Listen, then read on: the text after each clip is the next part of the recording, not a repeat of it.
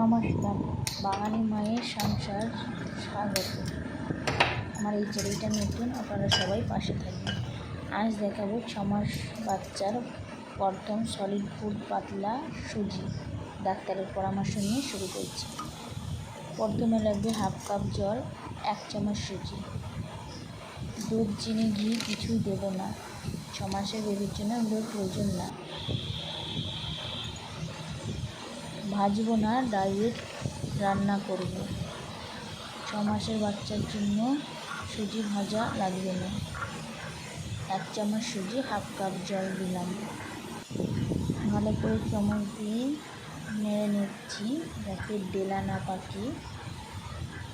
একদম পাতলা হবে, চামচ থেকে জলের মতো পড়বে, বাচ্চা গিলতে পারবে। হালকা গরম থাকতে খাবো, ঠান্ডা করে নেব।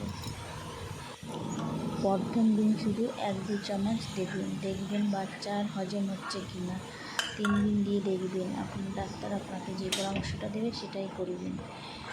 ভালো থাকবেন, সুস্থ থাকবেন। কেমন লাগলো ভিডিওটা কমেন্ট করে জানাবেন।